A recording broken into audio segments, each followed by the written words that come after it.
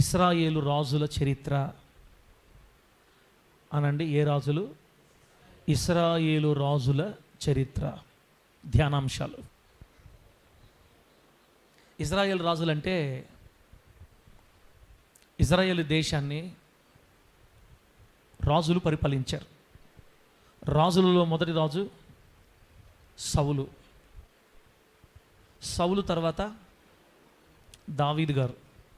దావీదు గారి తర్వాత సొలొమోను. సొలొమోను గారి తర్వాత అతని కుమారుడైన రెహబాం. ప్రియులరా, ఈ సొలొమోను గారి కాలంలో ఒక సంగతి జరిగింది. ఏంటంటే, మొదటిలో సొలొమోను భయభక్తులు కలిగి జీవించిన వాడు. దేవుణ్ణి సంతోషపెట్టాడు, దేవుని హృదయాన్ని అనుసరించాడు. వాళ్ళ నాన్నలాగా దావీదు గారిలాగా శ్రేష్టమైన భక్తిని చేశాడు ముసలి వయసు వచ్చే వరకు కూడా. అయితే వృద్ధాప్యంలో ఏం జరిగిందంటే, అతడు చేసుకున్నటువంటి అనేక మంది భార్యలు, మొత్తం ఎంతమంది స్త్రీలు ఆయనకి వివాహం చేసుకుంది? 300 మంది భార్యలు, 700 మంది అనా 700 మంది భార్యలా? చూడండి ఒకసారి.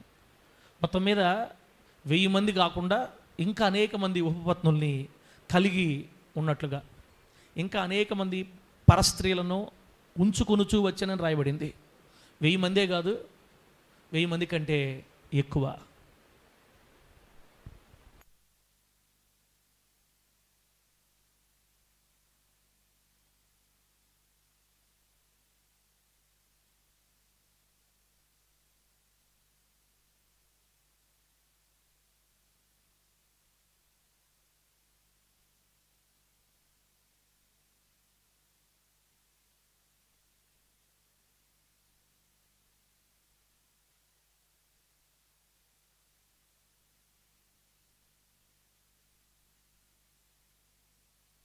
ఎందుకులే పాపం చిన్నపిల్లకాయల మీద అది తిడతారు, మళ్ళీ చిన్నపిల్లకాయలు అంటారు. మీరు దేవుని నామానికి మహిమ కలుగును గాక.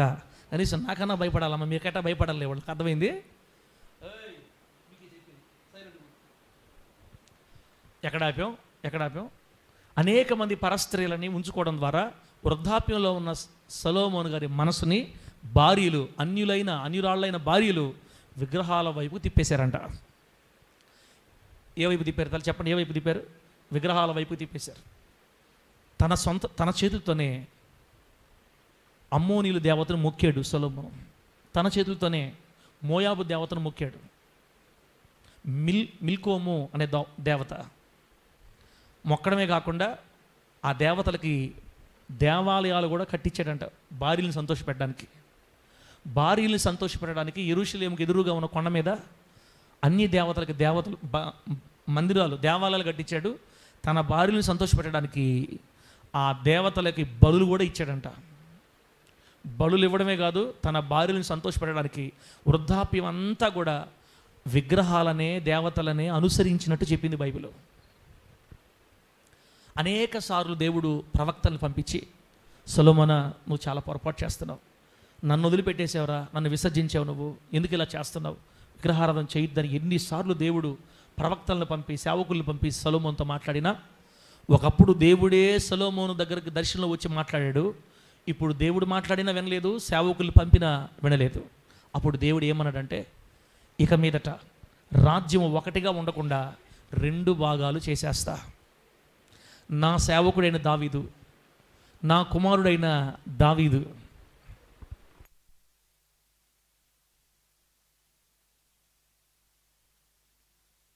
నా సేవకుడైన దావీదును బట్టి పూర్తిగా తీసేయను, దేశాన్ని సొలొమోను చేతుల్లోంచి పూర్తిగా తీసేయను. కానీ నా బిడ్డ కోసం, నా సేవకుడు దావీదు కోసం ఒక గోత్రాన్ని ఇచ్చి మిగతా 10 గోత్రాలు ఇంకొకరికి ఇచ్చేస్తా, నీ దాసుడికి ఇచ్చేస్తా అని సొలొమోనుతో దేవుడు మాట్లాడాడు. ప్రియులరా, సొలొమోను చేసిన పాపమును బట్టి రాజ్యం 2 ముక్కలైపోయింది. చెప్పండి, ఎవరు చేసిన పాపాన్ని బట్టి? సొలొమోను చేసిన పాపాన్ని బట్టి రాజ్యం 2 ముక్కలైపోయింది. దేవుడే చేశాడు ఆ విధంగా. ఇప్పుడు 2 ముక్కలు అయిపోయింది కదా. ఉత్తరాన ఉన్న ముక్కని ఇశ్రాయేలు రాజ్యం అన్నారు, దక్షిణాన ఉన్న ముక్కని దక్షిణ రాజ్యం లేదా యోధా రాజ్యం అన్నారు. ఇజ్రాయెల్ మ్యాప్ చూసారా మీరు? ఇజ్రాయెల్ మ్యాప్ చూసారా? మీరు చూడలేదు, టీవీ ఉంటే మనం చూపించవచ్చు. ఇజ్రాయెల్ దేశం మ్యాప్ మన భారతదేశం మ్యాప్ లాగా చాలా సన్నగా ఉంటుంది అనమాట. సన్నగా ఉంటుంది. ఆ సన్నగా ఉన్న భాగాన్ని రెండు మధ్యలోకి కోస్తే పైన ఉన్నది దక్షిణ రాజ్యం, కింద ఉన్నది ఉత్తర రాజ్యం. అట్లా ఉత్తరాన ఉండేది ఉత్తర రాజ్యం, దక్షిణ రాజ్యం. రెండు భాగాలు చేశాడు దేవుడు. ఈ సొలొమోను చేసిన పనిని బట్టి రెండు భాగాలు అయిపోయింది కదా. ఆ దక్షిణ రాజ్యం లేదా యోధా రాజ్యం అని పిలిచిన దాన్నేమో దావీదు సంతానం పరిపాలించారు. ఈ ఉత్తర రాజ్యం అని పిలిచిన ఇజ్రాయెల్ రాజ్యాన్ని మొత్తం 20 మంది రాజులు పరిపాలించారు. దేవునికి స్తోత్రం కలుగును గాక. చెప్పండి గట్టిగా హల్లెలూయా. ఎంతమంది రాజులు పరిపాలించారు? 20 మంది రాజులు పరిపాలించారు. దాన్ని కూడా దక్షిణ రాజ్యాన్ని కూడా 20 మంది పరిపాలించారు. దావీదు సంతానం 20 మంది, ఇగో ఉత్తర రాజ్యం 20 మంది. ఇది ఇప్పుడు మనం ఏం మాట్లాడుకుంటున్నామంటే, ఈ ఉత్తర రాజ్యాన్ని అనగా ఇశ్రాయేలు రాజ్యాన్ని పరిపాలించిన రాజుల్ని ఒక్కొక్క వారం ఒక్కొక్కరి గురించి 20 మంది రాజుల గురించి మనం మాట్లాడుకుంటూ వెళదాం. దేవుడు ఎంత దూరం నడిపిస్తే అంత దూరం. అలా మాట్లాడుకోవడం వల్ల మనకేం వస్తుంది పాస్టర్ గారు? 20 మంది రాజుల గురించి మాట్లాడుకోవడం వల్ల మనకేం వస్తుంది అంటే, అంతకుముందు చెప్పాను, వారిలో ఏదైనా మంచి ఉంటే గ్రాప్ చేయాలా, తీసుకోవాలా. వారు అనుసరించిన నీతి మార్గాలలో మనం అనుసరించాలి. ఒకవేళ వాళ్ళు పొరపాట్లు చేశారనుకోండి, వాటిని మనం తీసుకొని అలా చేయకుండా మనం బ్రతకాల. అర్థమైందమ్మా? 20 మంది రాజుల్లో నీతి చేశారా, నీతిని పట్టుకుందాం. అపవిత్రమైన కార్యాలు చేశారా, గుర్తుపట్టుకొని వాటిని చేయకుండా జాగ్రత్త పడాలి.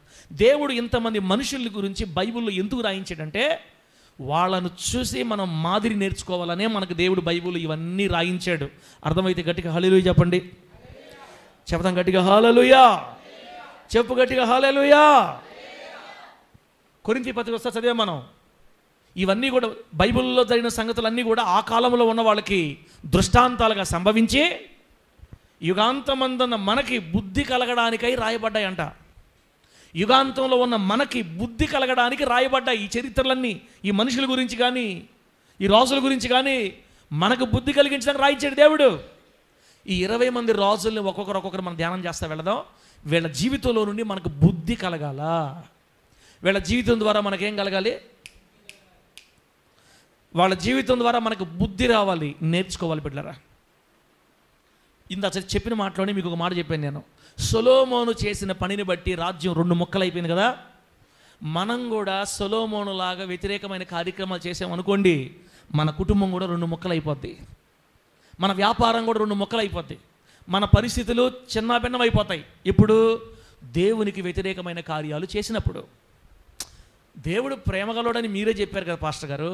దేవుడు కృపామయుడని మీరే చెప్పారు కదా. ఆల్రెడీ మనం రక్షించబడిన వాళ్ళం కాబట్టి అటు ఇటున్నా కూడా పరలోకి వెళ్ళిపోతామని చెప్పారు కదా. కాబట్టి చిన్న చిన్న పొరపాట్లు మరి ఆయన క్షమించలేడా? ప్రేమగలవాడు అన్నావు, కృపగలవాడు అన్నావు, దయగలవాడు అన్నావు. బిడ్డలారా, బైబిల్ ఒక మాట రాయబడి గుర్తుపెట్టుకోండి. ఎవని క్రియల ఫలము వానికి వచ్చును అని అన్నమాట. ఎవని క్రియల ఫలము వానికి వచ్చును. నీవు ఏది విత్తుతావో దానినే కోస్తావు. ఇంకా ఏం చెప్పింది? పాపము వలన వచ్చు జీతం మరణం. ఇన్ని వాగ్దానాలు శాసిస్తున్నప్పుడు ఒకవేళ మనం దేవుడిని నమ్ముకున్నా, బాప్తిసం తీసుకున్నా, మందిరానికి క్రమంగా వస్తున్నా, దశంభాగాలు ఇస్తున్నా, రకరకాలుగా చేస్తున్నా, నమ్మకంగా ఉన్నా, ఇదిగో సొలొమోను చేసినట్టుగా కనుక మనము అటు ఇటుగా చేసామంటే భూమి మీద ఖచ్చితంగా వాటి ఫలం అనుభవించాల్సిందే. భూమి మీద వాటి ఫలం ఖచ్చితంగా అనుభవించాల్సింది బిడ్డలారా. చిన్నది చేసావా, చిన్నగానే దెబ్బతింటావు. పెద్దది చేసావా, పెద్దగా దెబ్బతింటావు. బైబిల్ ఒక మాట రాయబడింది, తెలియక చేసిన వానికి కొద్ది దెబ్బలే తగులును. తెలియక చేస్తే ఎక్కువ దెబ్బలా, కొద్ది దెబ్బలే. తెలిసి చేసాడు అనుకో, ఎక్కువ దెబ్బలు. ఇప్పుడు మనం తెలిసి చేస్తున్నామా, తెలియచేస్తున్నామా, మీకే తెలియాలి తల్లే, మీకే తెలియాలి. ఈ ఉదయకాలం మందు బిడ్డలారా, మిమ్మల్ని ఏదో భయపెట్టడానికి నేను బాంబులు తీసుకురాలేదు, కానీ ఈ ఇశ్రాయేలు రాజుల చరిత్ర ధ్యానం చేస్తున్నప్పుడు బుద్ధి కలగాలి మనందరికీ. కాబట్టి ఇప్పుడు మొట్టమొదటి రాజు గురించి మనము నేర్చుకుందాం. కొద్ది నిమిషాలు నేర్చుకుందాం. ఎక్కడ దాకా వెళ్తే అక్కడ దాకా వెళ్ళి ఆపేస్తాను. వీలైతే 2వ వారం చదువుతాం, లేకపోతే అయిపోతే ఈ వారమే లాగేద్దాం. ప్రభు నామానికే మహిమ కలుగును గాక. ఇప్పుడు ఒకసారి బైబిల్ తెరిచి మొదటి రాజుల గ్రంథం 14వ అధ్యాయం తీయండి. మొదటి రాజుల గ్రంథం 14వ అధ్యాయం తీయండి. 6వ వచనం నుంచి బిడ్డలు ఒకసారి 14వ అధ్యాయం కాకుండా 11వ అధ్యాయం దగ్గర రండి. ఒకసారి మొదటి రాజుల గ్రంథం 11వ అధ్యాయం దగ్గర ఫస్ట్ ముందుకు రండి. 11వ అధ్యాయం నుంచి 11వ అధ్యాయంలో 29వ వచనం నుంచి నేను చదువుతున్నాను, చూడండి ఒకసారి. 29వ వచనం నుంచి నేను చదువుతున్నాను. 38 చదివితే మాకు అర్థమవుతుంది ఈ రాజు గురించి. మొదటి రాజుల గ్రంథం 11వ అధ్యాయం 29వ వచనం నుంచి. అంతటా యెరోబాము యెరూషలేములో నుండి బయలువెడలిపోగా షిలోనీయుడును ప్రవక్తయు నగు అహియా అతనిని మార్గమందు కనుగొనెను. అహియా క్రొత్త వస్త్రము ధరించుకొని ఉండెను. వారిద్దరూ తప్ప పొలములో మరి ఎవడునూ లేకపోయెను. అంతటా అహియా తాను ధరించుకొని ఉన్న క్రొత్త వస్త్రమును పట్టుకొని 12 తునకలుగా చింపి యెరోబాముతో ఇట్లనేను, ఈ 10 తునకలను నీవు తీసుకొనుము. 31వ వచనం, ఇశ్రాయేలు దేవుడైన యెహోవా సెలవిచ్చినదేమనగా, జనులు నన్ను విడిచిపెట్టి అష్తారోతు అను సీదోనీల దేవతకును, కెమోషు అను మోయాబీల దేవతకును, మిల్కోము అను అమ్మోనీల దేవతకును మ్రొక్కి సొలొమోను తండ్రి అయిన దావీదు చేసినట్లు నా దృష్టికి యోగ్యమైన దాన్ని చేయకయు. ఎవరు? సొలొమోను. తండ్రి అయిన దావీదు చేసినట్టు నా దృష్టికి యోగ్యమైన దాన్ని చేయకయు, నా కట్టడలను నా విధులను అనుసరింపకయు, నేను ఏర్పరచిన మార్గములలో నడవకయు ఉన్నారు గనుక సొలొమోను చేతిలో నుండి రాజ్యమును కొట్టివేసి 10 గోత్రాలను నీకిచ్చేదను. 33, అయితే నా సేవకుడైన దావీదు నిమిత్తమును నేను యెరూషలేము పట్టణమును కోరుకొనినందునను ఇశ్రాయేలీయుల గోత్రములలో నుండి వానికి ఒక్క గోత్రము ఉండనిత్తును. రాజ్యము వాని చేతిలో నుండి బొత్తిగా తీసివేయక నేను కోరుకొనిన నా సేవకుడైన దావీదు, నేను కోరుకొనిన నా సేవకుడైన దావీదు నా ఆజ్ఞలను అనుసరించి నా కట్టడలను ఆచరించను గనుక దావీదును జ్ఞాపకము చేసుకొని అతని దినములన్నీ అతనిని అధికారిగా ఉండనిత్తును.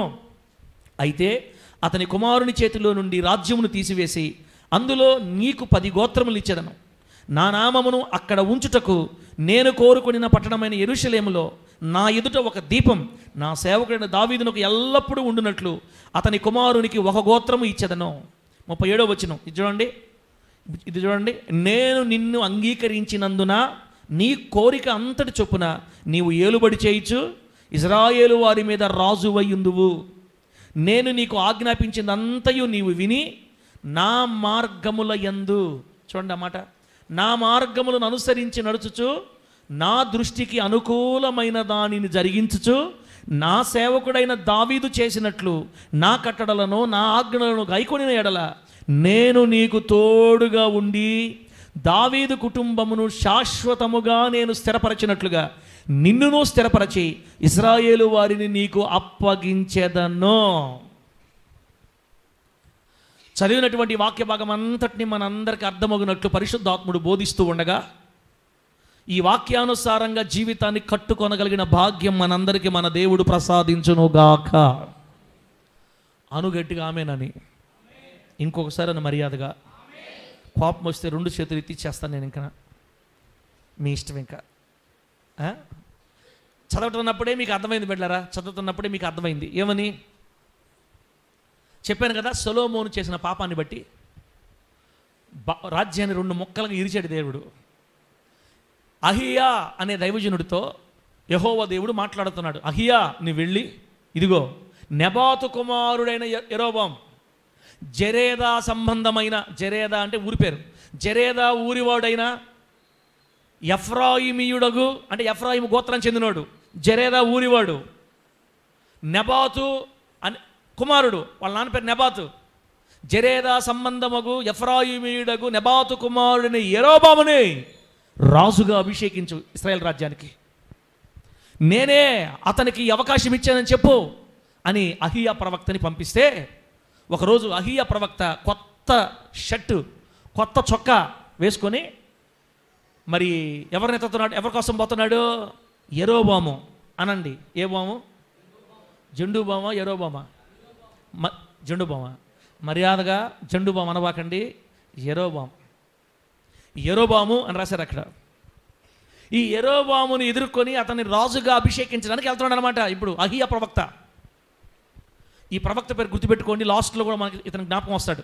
అహియా, షిలోనీయుడగు అహియా ప్రవక్త, దైవజనుడు. దేవుడు అతనితో చెప్తే ఇప్పుడు ఇతను వెతుక్కుంటూ వెళ్తున్నాడు. సరిగ్గా ఒక పొలంలో వెళ్తూ ఉంటే పొలంలో ఎదురొచ్చాడు. ఎవరో? యెరోబామే, దైవజనుడికి ఎదురొచ్చాడు. నేను వెతికే వ్యక్తి నాకే ఎదురొచ్చాడు అనుకుంటున్నాడు. చుట్టూ పొలం, ఎవ్వరు లేరు మనుషులు. అయ్యా అయ్యా బాబు ఆగు ఆగు, బాబు బ్రదరు ఆగు అని పాస్టర్ గారు ఆ యెరోబామును ఆపి తాను వేసుకున్న కొత్త వస్త్రాన్ని తీసాడంట, విప్పాడు. విప్పి అతని కళ్ళ ముందే ఆ కొత్త వస్త్రాన్ని 12 ముక్కలుగా చించాడంట. చెప్పండి, ఎన్ని ముక్కలుగా? 12 ముక్కలుగా చించి, ఇదిగో యెరోబాము, సైన్యములకు అధిపతి అయిన యెహోవా ఇలాగ సెలవిస్తున్నాడు, ఈ 12 ముక్కల్లో నుంచి 10 ముక్కలు నీకు ఇవ్వమని దేవుడు చెప్పాడు. అంటే దీని అర్థం ఏంటయ్యా పాస్టర్ గారు? అహియా, దీని అర్థం ఏంటి? సొలొమోను చేసిన ఘోరమైన పాపం, సొలొమోను చేసినటువంటి వ్యతిరేకత, సొలొమోను అనుసరించిన వ్యర్థమైన దేవతల ఆరాధన, అతని వల్ల యోధా దేశంలో ఉన్న అనేక మంది ఆ 3 దేవతల్ని, అమ్మోనీల దేవతని, మోయాబీల దేవతని, సీదోనీల దేవతని కొలుస్తున్నారు, పూజిస్తున్నారు. నన్ను విసర్జించి రాజ్యంలో అనేక మంది నన్ను పక్కన పెట్టేశారు. కాబట్టి నాకు బాధ కలిగింది. అయితే నా సేవకుడైన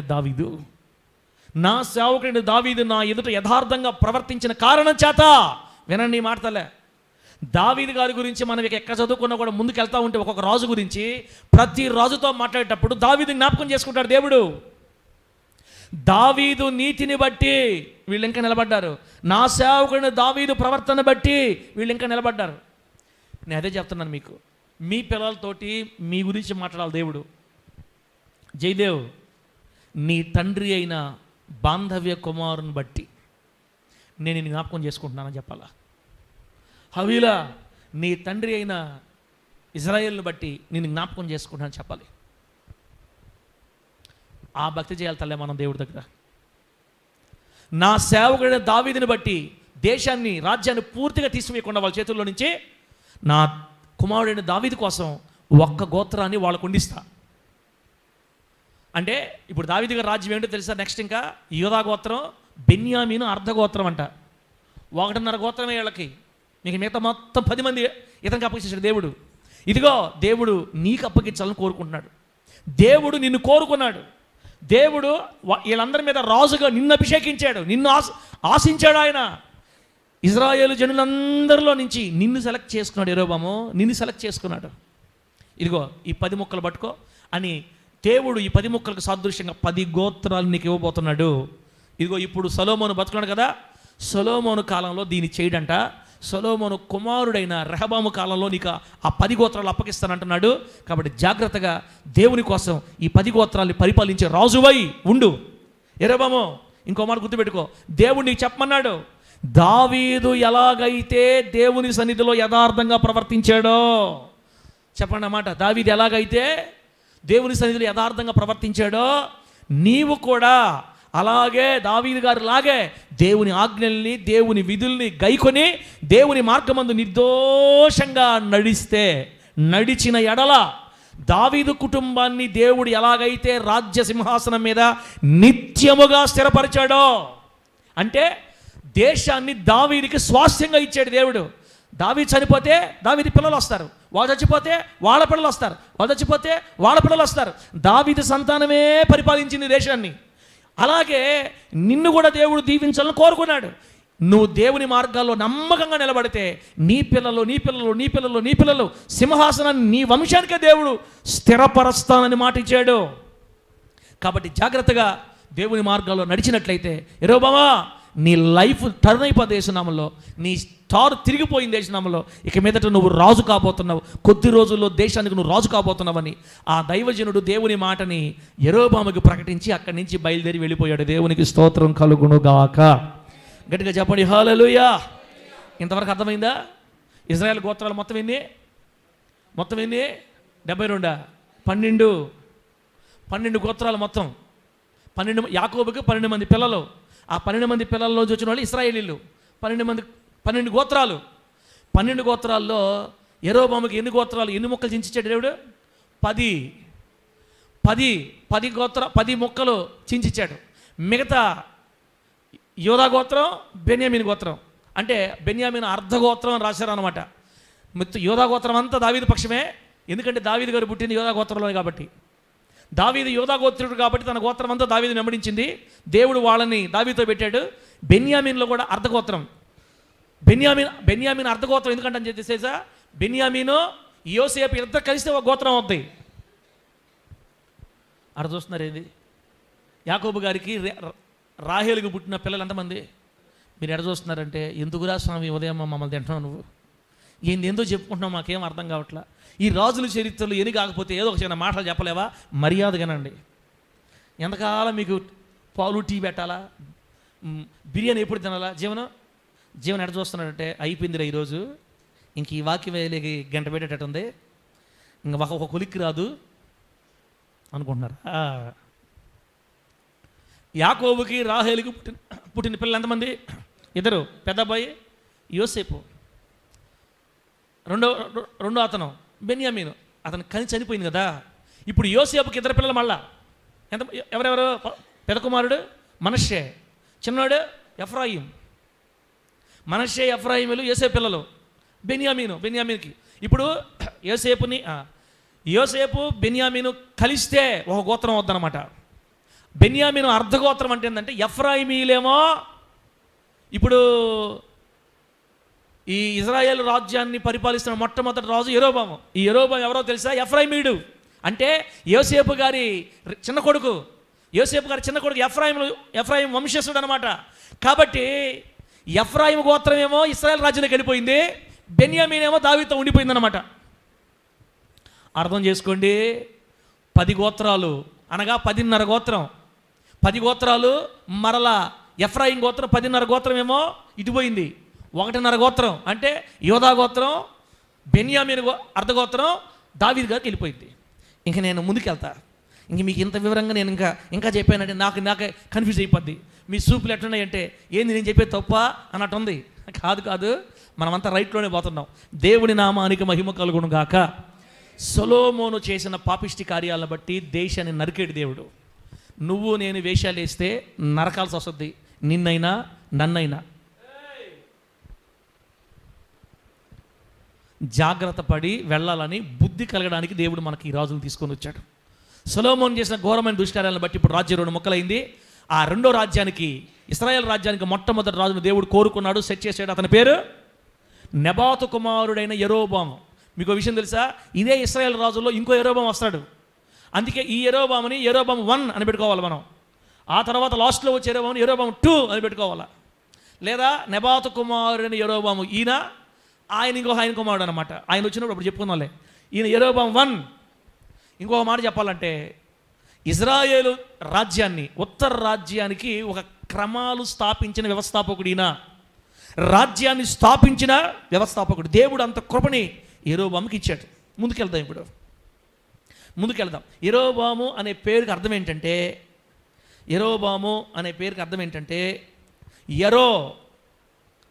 యరో అంటే పెరగడం లేదా విస్తరించడం లేదా అధికం కావడం అని అర్థం. పెరగడం, విస్తరించడం, అధికం కావడం యరో. ఈ యరో అనే పదంలోనే రబాబ్ అనే పదం కూడా ఉందంట. ఆ రబాబ్ అనే పదం నుంచి యరో వచ్చిందని వాళ్ళు ఏదో చెప్తారు. మొత్తం మీద యరో అంటే పెరగడం, విస్తరించడం, అధికం కావడం. యరో అయిపోయినప్పుడు ఉంటుంది. ఇక యెరోబాము కదా, యెరోబాము అంటే ప్రజలు లేదా జనం. ఇవన్నీ మీకు ఎందుకు కానీ, యెరోబాము అనే పదానికి ఒకటే అర్థం చెప్పాలంటే, ప్రజలను విస్తరింపచేయువాడు అని అర్థం. ప్రజలను విస్తరింపచేయువాడు, ప్రజలను అధికం చేయువాడు, ప్రజలను పెరుగునట్లు చేయువాడు, ఇన్ని రకాల అర్థం. ప్రజలను విస్తరింపచేయువాడు అనే అర్థం వచ్చే పేరు పెట్టుకున్నాడు ఈయన యెరోబాము. ప్రియులారా, యెరోబాము మొదలుకొని ఆ ఇశ్రాయేల్ రాజ్యాన్ని పరిపాలించిన చివరి రాజు సిద్కియా. ఇశ్రాయేల్ రాజ్యాన్ని పరిపాలించిన లాస్ట్ రాజు పేరు ఏం పేరు? సిద్కియా. ఈ మొత్తం 20 మంది రాజులు ఎన్ని సంవత్సరాలు పరిపాలించారో తెలుసా? ఆ ఉత్తర రాజ్యాన్ని 209 సంవత్సరాలు పరిపాలించారు మొత్తం.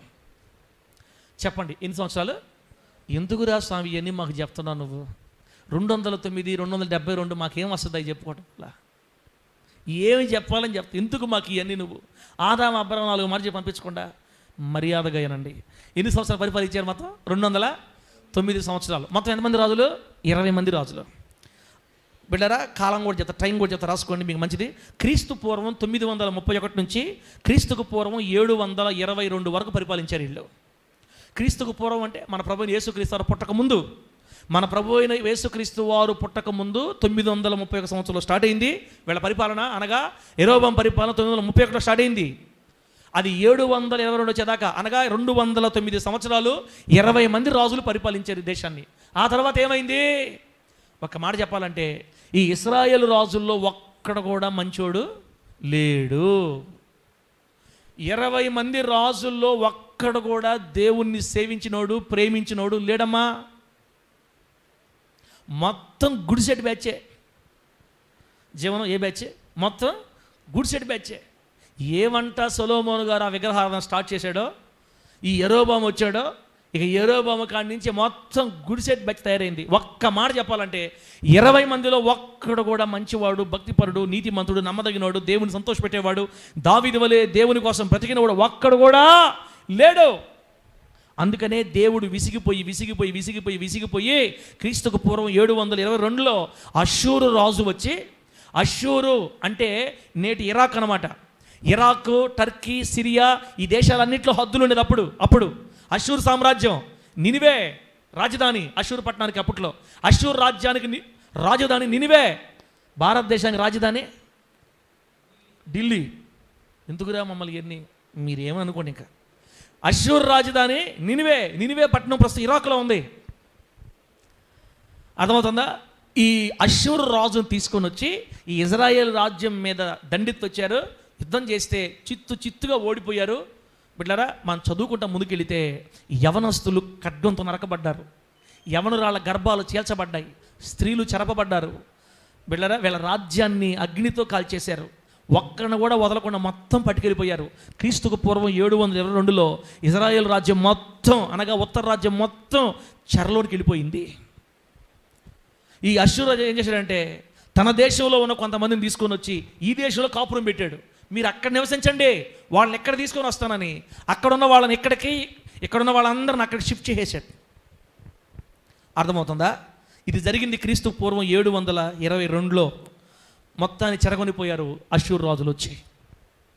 ఇప్పుడు నేనేం చెప్పాలనుకున్నానంటే, యెరోబాము కాడి నుంచి చివరి రాజు దాకా ఒక్కడు కూడా నీతిమంతుడు లేడు. ఇప్పుడు ఇంకొక మాట, ఇప్పుడు ఉత్తర రాజ్యం అయిపోయింది. నెక్స్ట్ ఏ రాజ్యం? పైన దక్షిణ రాజ్యం. ఈ దక్షిణ రాజ్యం ఎవరు పరిపాలిస్తున్నారు? దావీదు గారి సంతానం పరిపాలిస్తున్నారు. మీకు తెలుసా, వాళ్ళు కూడా 20 మందే పరిపాలించారు. వాళ్ళలో 2-3 తప్ప అందరూ దేవుని కోసం నమ్మకంగా బతికిన వాళ్ళే. సపోర్ట్ కొట్టండి గట్టిగా ఒకసారి. భలే కొట్టారులే, కొట్టు గట్టిగా. దేవుడు మిమ్మల్ని ఆశీర్వదించును గాక. 1-2-3 తప్ప అందరూ యథార్థంగా బ్రతికారు. తండ్రి కరెక్ట్గా ఉంటే పిల్లలు కరెక్ట్గా ఉంటారు, తల్లి కరెక్ట్గా ఉంటే కూతుర్లు కరెక్ట్గా ఉంటారు. ఎద్దు చేలో మేస్తే దూడ గట్టున మేయదు. ఎద్దు చేలో మేస్తే గాడిద అంటుండ, దూడ కూడా చేలోనే మేస్తుంది. ఇంకా అవసరమైతే ఇంకా ముందుకు పోయి మేస్తుంది, కానీ వెనక్కి మాత్రం రాదు. మనము మన పిల్లలకి వేసిన అడుగులే రేపు మన పిల్లలు పాటిస్తారు. ఎందుకు వీళ్ళని ఈ విధంగా నేను అరుస్తున్నానంటే, వీళ్ళ చిన్నపిల్లలు మనం ఇలా వదిలేసామనుకో, వాళ్ళకి ఏమర్థం అవుతుంది? మందిరంలో మనం నవ్వుకోవచ్చు, మీ గురించే, ముఠామేస్త్రి నీ గురించే. మందిరంలో మనం అరుచుకోవచ్చు, మందిరంలో మనం నవ్వుకోవచ్చు, తినచ్చు. అందుకే పిల్లలకి మందిరంలో పెట్టబాకండి అని చెప్పేది. ఎందుకంటే నా మాట వినరు బిడ్డలు. వాళ్ళు కానీ ఆ విధంగా ప్యాకెట్లు తీసికపోతే ఉండరని ఈ తల్లులు పిల్లలను కంట్రోల్ చేయలేక వాళ్ళకి ఏం ప్యాకెట్లు అయ్యి కురుకురే ప్యాకెట్లు తీసిచ్చి వాక్యం వింటూ ఉంటారు. ఇంకా ఆ కురుకురే ప్యాకెట్ ఒకటి తిని ఎడపోతున్నారు, ఒకటి తిని లేకి వీళ్ళు వాక్యం వింటారు. మళ్ళీ డబ్బు పో, మళ్ళీ కురుకురే ప్యాకెట్లు ఇచ్చి వీళ్ళు కంట్రోల్ చేస్తున్నారు. కానీ బిడ్డలువా అమ్మ మిమ్మల్ని ఏం అనడం లేదులేమ్మా, ఫీల్ అవ్వకండి తల్లే. అట్టుండకూడదు తల్లే, మనము అట్టుండకూడదు. మన బిడ్డలకు మనం నేర్పించుకుంటే కదా రేపు తెలుస్తుంది వాళ్ళకి. నీ బిడ్డలు కానుకలు వేసేది నేర్పించావా? నీ బిడ్డలకి ఆదివారం పూట కానుకలు వేయాలి, పాస్టర్ గారికి వందనాలు చెప్పాలి, సార్ ఇంటికి వచ్చినప్పుడు మనం కుర్చీలు వేయాలి, మాట్లాడాలి, ప్రేమతో ఉండాలి, దగ్గరగా ఉండాలి. ఇవన్నీ నువ్వు చెప్తేనే నీ బిడ్డలకు వస్తాయి. తండ్రి నడిస్తేనే, తల్లి నడిస్తేనే రేపు బిడ్డలు నేర్చుకుంటారు. లేదా నీ కళ్ళతో వాళ్ళని ఇంకొక షేడ్లో చూస్తావు, తర్వాత అప్పుడు నెత్తి నోరు బాదుకొని నా పిల్లలు మార్పు నందాలన్నా అని ఏడ్చినంత మాత్రాన మేలు కలగత్తలే. దావీదు దేవునికి ఇష్టానుసారుడుగా బ్రతకడం వల్ల తన పిల్లలందరిలో దాదాపు 90% మంది నీతిమంతులుగా బతికారు. ఇజ్రాయెల్ రాజుల్లో ఫస్ట్ వాడు ఇప్పుడు మనం చెప్పుకున్న యెరోబాము గుడిసెడు అవ్వడం వల్ల నెక్స్ట్ వచ్చి 20 మంది మొత్తం గుడిసెడు బ్యాచే. కాబట్టి పిల్లలకు మనం నడక నేర్పించి వదిలేసామనుకోండి, యవన కాలంలో వాళ్ళకి కాస్త అటు ఇటు తడబడినా తర్వాత మళ్ళీ లైన్లోకి వచ్చేస్తారు. దేవుడికి స్తోత్రం కలుగును గాక. యవన కాలం అనేది కొంచెం ఊపులో ఉంటారు కాబట్టి మన మాట వినరు, విన్నట్టుగానే అటు ఇటు పడతారు, తిరగతారు, సినిమాలకు వెళ్తారు, అవసరమైతే వాడిని ప్రేమిస్తున్నా ఈయన్ని ప్రేమిస్తున్నా ఈ మనిషి అని చెప్తారు మనకి. కానీ ఏం టెన్షన్ పడవల్ల మనం నడక నేర్పించాం కాబట్టి ఒకరోజు జుట్టు పట్టుకు లాక్కొచ్చి దేవుడు మందులు కూర్చోబెట్టుకుంటాడు, వాళ్ళు మరలా దేవుని మార్గాల్లోకి వస్తారు. నేర్పించాల్సిన టైంలో నేర్పించాలి. అందుకే బైబిల్ చెప్పింది, బాలుడు నడవవలసిన త్రోవని వానికి, చెప్పండి నా సాయి చూసి, బాలుడు నడవలసిన త్రోవని వానికి నేర్పు నేర్పు నేర్పు నేర్పించు అని. నువ్వే సంవత్సరం ఒకసారి చర్చికి వస్తే సోదరా, సార్ నువ్వే సంవత్సరం ఒకసారి చర్చికి వస్తే నీ బిడ్డలు 10 సంవత్సరాలకు ఒకసారి చర్చికి వస్తారు. నీ బిడ్డలు క్రిస్మస్ విశ్వాసాలు అయిపోతారు. ఆ తర్వాత అది కూడా కేక్ ఉంటుంది కాబట్టి, బిర్యానీ పెడతారు కాబట్టి, లేకపోతే కళకళగా అందరూ మంచి బట్టలు వేసుకొని ఒక అబ్బాయి చెప్తున్నాడు, బా అన్న పలానా చర్చికి క్రిస్మస్ రోజు పోవాలి, బా ఉంటారు ఒక్కొక్కరు చూస్తుంటే, బా వాడు నాకే చెప్తాడు డైరెక్ట్గా. అంటే వాడు క్రిస్మస్ రోజు ఎందుకు వెళ్తున్నాడు, జిగేలు అనే వాళ్ళని చూడడానికి పోతున్నాడంట. అసలు ఆడపిల్లలంతా మామూలు రోజుల్లో మంచి బట్టలు వేసుకురారన్నా, అసలు మన క్రిస్మస్ రోజుకి పోతే హీరోయిన్లు అందరూ చర్చిలో ఉండాలనిపిస్తుంది నాకు. ఇట్లాంటి మాటలు మాట్లాడతారు మనం నేర్పించకపోతే. క్రిస్మస్ విశ్వాసులు, జనవరి విశ్వాసులు వాగ్దానాల కోసం, కేకుల కోసం, బిర్యానీల కోసం అయిపోతారు. కాబట్టి మన బిడ్డల విషయమై జాగ్రత్త కలిగి బ్రతుకుదుముగాక. గట్టి చెప్పండి హల్లెలూయా. దావీదు సంతానమైన ఆ రాజ్యం, యూదా రాజ్యం, రాజులు ఎంతకాలం పరిపాలించారో తెలుసా? వాళ్ళు ఎంతకాలం పరిపాలించారో తెలుసా? 345 సంవత్సరాలు పరిపాలించారు వాళ్ళు. వీళ్ళు 209, వాళ్ళు 345. అంటే ఇంచుమించుగా 150 సంవత్సరాలు ఎక్స్ట్రా దేవుడు వాళ్ళ కృప చూపించాడు పరిపాలనలో. వాళ్ళలో కూడా ఒకరిద్దరు ముగ్గురు గుడిసెడు వాళ్ళు ఉన్నారు బిడ్డలారా. కానీ 340 సంవత్సరాలు పరిపాలించారు. అనగా క్రీస్తుకు పూర్వం 931 నుంచి 586 దాకా, క్రీస్తుకు పూర్వం 586 దాకా వాళ్ళు పరిపాలించారు.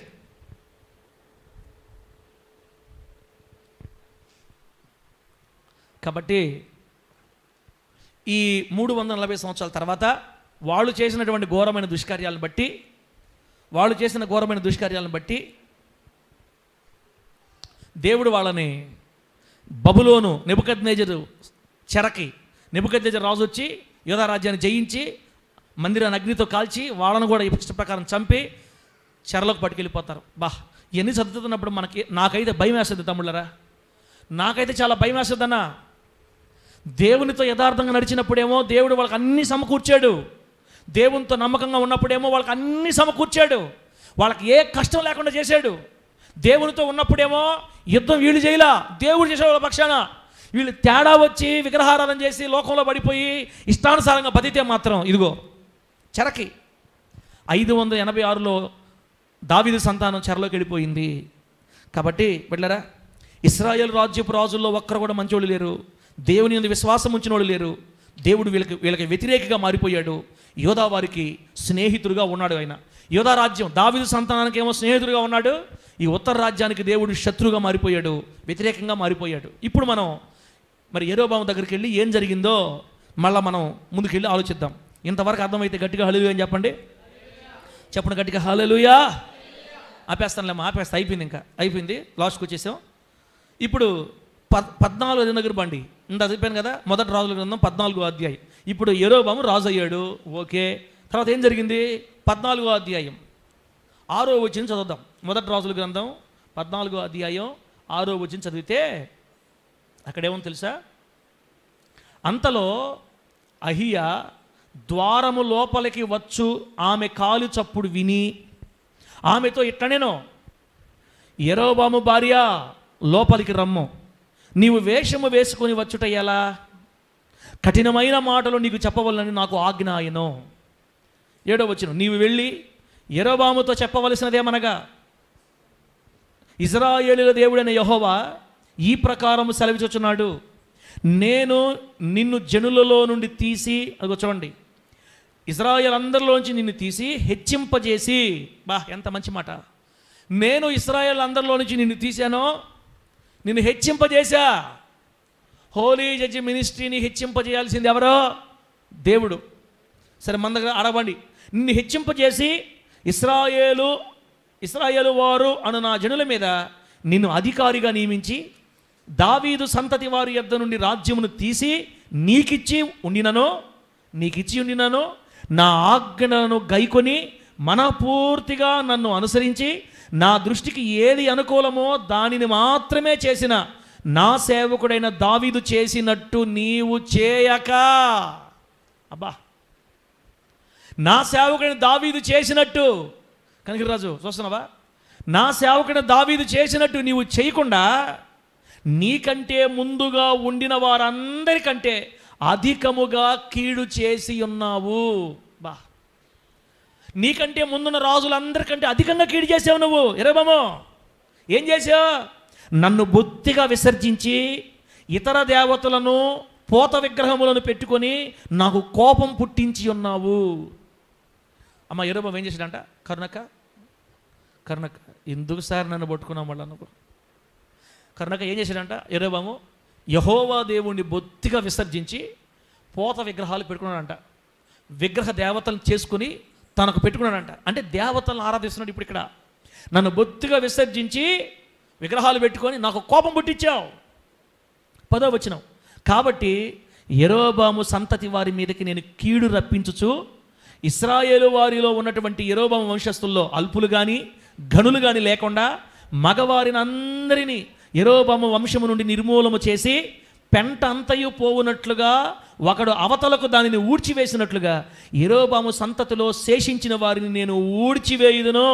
అబ్బా అబ్బా, పట్టణమందు యెరొబెయాము సంబంధంలో మరణమగు వారిని కుక్కలు తినును. ఒకవేళ సిటీస్లో గ్రామాల్లో ఉండేవాళ్ళు చచ్చిపోయారు అనుకోండి, ఎవరో? యెరొబెయాము వంశస్థులు. యెరొబెయాము ఏ వంశమో? యెరొబెయాము కుటుంబం ఉంది కదా, యెరొబెయాము జీనియాలజీ, వంశవృక్షం. యెరొబెయాము యొక్క వంశస్థులు అందరూ ఒకవేళ గ్రామాల్లో ఉండేవాళ్ళు, పట్టణాల్లో ఉండేవాళ్ళు, ఊరుల్లో ఉండేవాళ్ళు చచ్చిపోతే వాళ్ళకి సమాధులు ఉండవంట. కుక్కలు తింటాయంట వాళ్ళ మాంసాన్ని, వాళ్ళ శరీరాలు కుక్కలు తింటాయంట. కుక్కలు తినను. బయట భూమిలో అనగా ఊరి బయట పొలాల్లో చచ్చిపోతే, బయట భూమిలో అరణ్యంలో చచ్చిపోతే, బయట భూమిలో మరణమగు వారిని ఆకాశ పక్షులు తినును. యెహోవా మాట ఇచ్చి ఉన్నాడు. యెరొబెయాము భార్య, నీవు లేచి నీ ఇంటికి పొమ్ము. నీ పాదములు పట్టణములో ప్రవేశించినప్పుడే నీ బిడ్డ చనిపోవును. అతని నిమిత్తం ఇశ్రాయేలు వారందరూ అంగలాతుచు సమాధిలో అతనిని పెట్టుదురు. ఇశ్రాయేలు దేవుడైన యెహోవా యెరొబెయాము సంబంధులలో ఇతని యందు మాత్రమే, అనగా అమ్మా నీ కుమారుడు అబీయా యందు మాత్రమే అనుకూలమైన దానిని కనుగొనిన కనుక యెరొబెయాము సంతతి వారిలో ఇతడు ఒక్కడు మాత్రమే సమాధికి వస్తాడు, ఇతడు మాత్రమే సమాధికి వచ్చును. ఇదియుగాక యెహోవా తన నిమిత్తము ఒకని ఇశ్రాయేలు వారి మీద రాజుగా నియమింపబోతున్నాడు. ఆ దినముననే అతడు యెరొబెయాము సంతతి వారిని నిర్మూలన చేయును. కొద్ది కాలములోనే ఆయన అతనిని నియమింపబోవును. తర్వాత ఇశ్రాయేలు వారు దేవతా స్తంభములను నిలిపి యెహోవాకు కోపం పుట్టించున్నారు. అది చూడండి ఏం చేశారు. ఇశ్రాయేలు వారు దేవతా స్తంభాలు నిలిపి యెహోవాకు కోపం పుట్టించారంట. గనుక నీటి యందు రెల్లు అల్లాడునట్లుగా యెహోవా ఇశ్రాయేలు వారిని మొత్తి ఒకడు వేరును పెళ్లగించినట్లు వారి పితరులకు తాను ఇచ్చిన ఈ మంచి దేశములో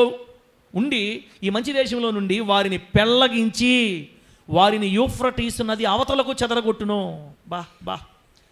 ఈ ఇశ్రాయేలు చేసిన ఘోరమైన విగ్రహారాధన కార్యములను బట్టి దేవుడంట ఆ మంచి దేశంలో, కనాన్ దేశంలో వారిని ఉండనివ్వకుండా పెళ్లగించి యూఫ్రటీసు నది అవతలకి, అనగా అష్షూర్ రాజ్యానికి చెదరగొట్టేస్తానని ప్రభు చెప్తున్నాడు.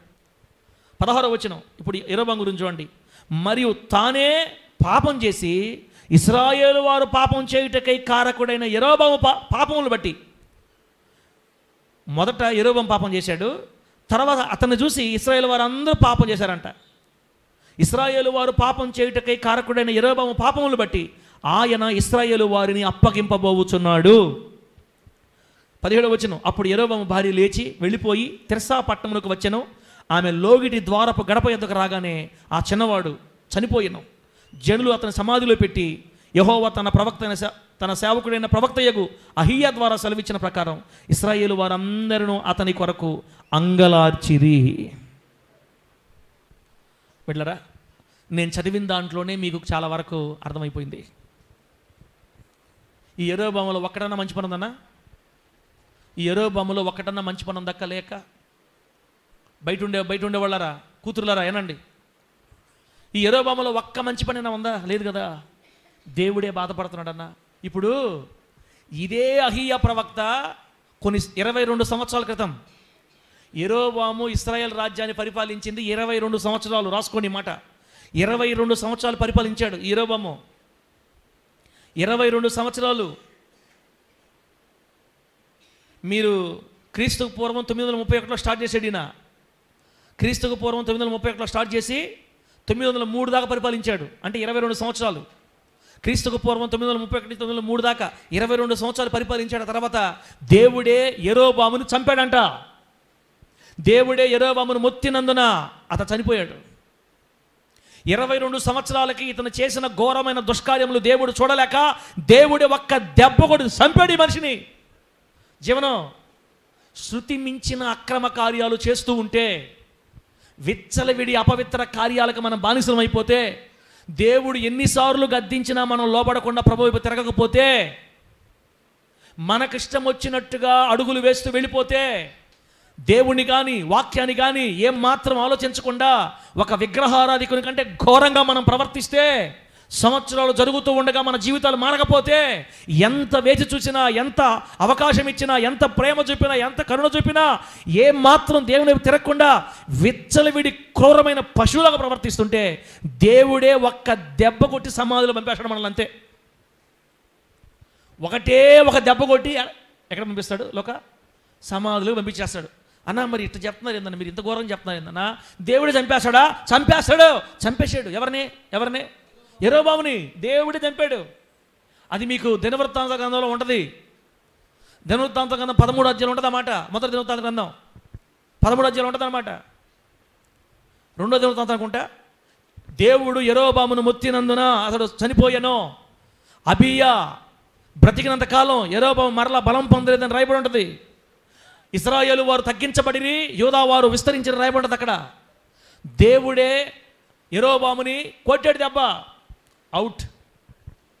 ఇదంతా నేను మీకు ఎందుకు చెప్తున్నానంటే, తల్లా, మనం ఏదో పాపం చేస్తామని కాదు, మనం ఏదో ఇక్కడ శాపగ్రస్తం అని కాదు.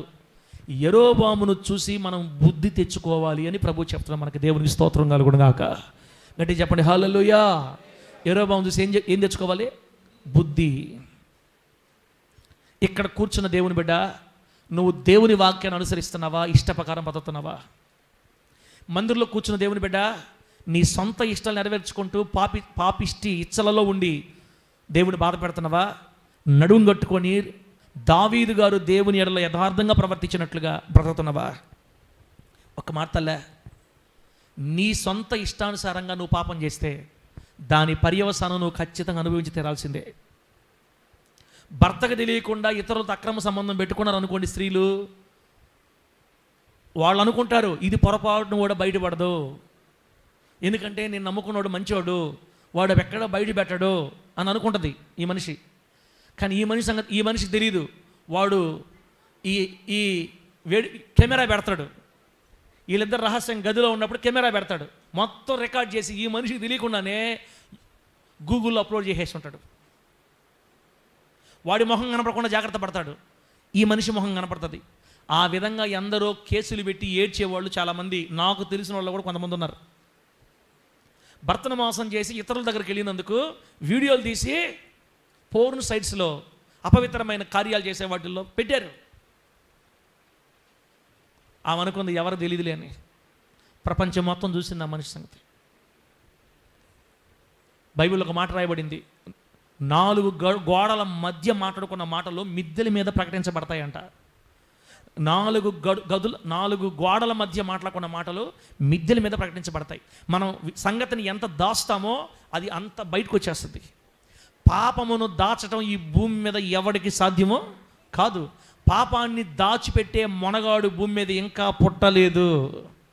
అది మొదట్లో ఎంత తీగా ఉంటుందో రాను రాను అంత భయంకరంగా చేదుగా మారిపోద్ది. మొదట్లో చాలా హ్యాపీగా ఉంటుంది, చాటింగ్ చేసేటప్పుడు చాలా బాగుంటుంది. ఆడపిల్లలేనండి, చాటింగ్ చేసేటప్పుడు చాలా బాగుంటుంది. అబ్బాయి తీగా చెప్తాడు, నిన్నే చేసుకుంటా, నీకు తెలీదు, నా కలల రాణివి నీవే.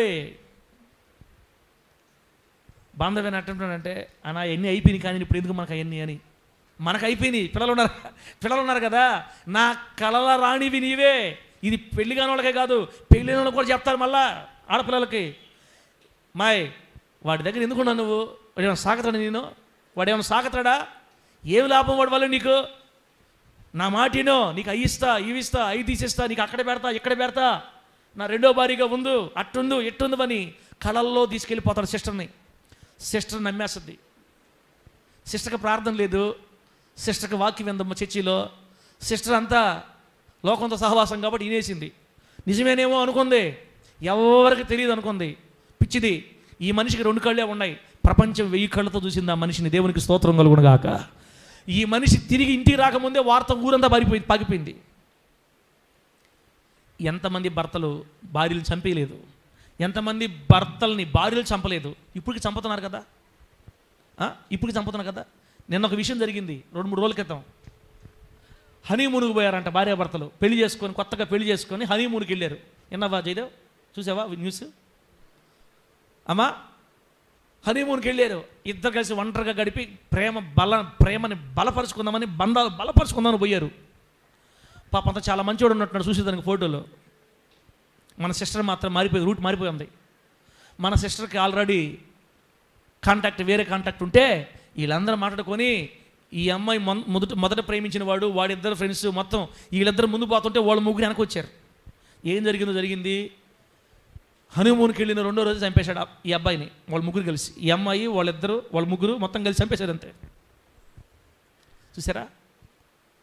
ఆ అమ్మాయి అనుకుంది, ఎవరికి తెలియదు, మేము చంపేసి ఇప్పుడు క్రియేట్ ఏం చేసేది తెలుసా, హనీమూన్కి పోయిన నా కొడుకు నా కోడలు కనబట్లా అని కేసు పెట్టారు ఇక్కడ. అంటే ఆ అమ్మాయి కూడా కనబడకుండా అయిపోయినట్టుగా అక్కడి నుంచి అక్కడికి ఎక్కడో ఉత్తరప్రదేశ్కి వెళ్ళిపోయి అక్కడే ఉండిపోయింది. ఏం పుట్టించారు, ఇద్దరు కనపట్లేదు, మా అబ్బాయి ఏమైపోయిందో, మా కొడుకుని కోడలను చంపేసి వీళ్ళు కేసులు పెట్టారు, మా కూతురు వాళ్ళు కనపడదు వాళ్ళు కేసులు పెట్టారు. మొత్తానికి ఒకరోజు పాపం పట్టించేసింది ఆ మనిషిని. ఉత్తరప్రదేశ్లో ఒక డాబాలో ఉంటే సీసీ కెమెరాలో దొరికిపోయారు పోలీసులకి. చచ్చిపోతే చచ్చిపోవాలి కదా, అతని బాడీ దొరికింది, ఈ అమ్మాయి బతుకుందేంది అని స్టేషన్లోకి తీసుకుపోయి పోలీసులు తమదైన శైలిలో అరికాళ్ళు కోటింగ్ ఇచ్చి అడిగితే ఉన్నట్టు మొత్తం చెప్పింది. నేనే ఈయన్ని చంపేశాను, అతను వివాహం చేసుకోవడం నాకు ఇష్టం లేదు, నాకు ఆల్రెడీ బాయ్ ఫ్రెండ్ ఉన్నాడు. ఇదే చాటింగ్లు చేస్తే ఇదే వసతలే. యవన కాలంలో జీవితాలు జాగ్రత్త చేసుకోకపోతే ఇదే జరుగుతుంది. ఆ అమ్మాయి అనుకుంది, వీడిని పీడ విరగడ చేసుకున్నాను, ఇక నేను ప్రేమించినోడితో నా జీవితాంతం బతకొచ్చు అనుకుంది. దేవుడి దయ వల్ల ముగ్గురిని తీసుకెళ్ళి జైలు వేశారు. ఇప్పుడు నాకు తెలిసి 7 సంవత్సరాలు బయటికి రారు.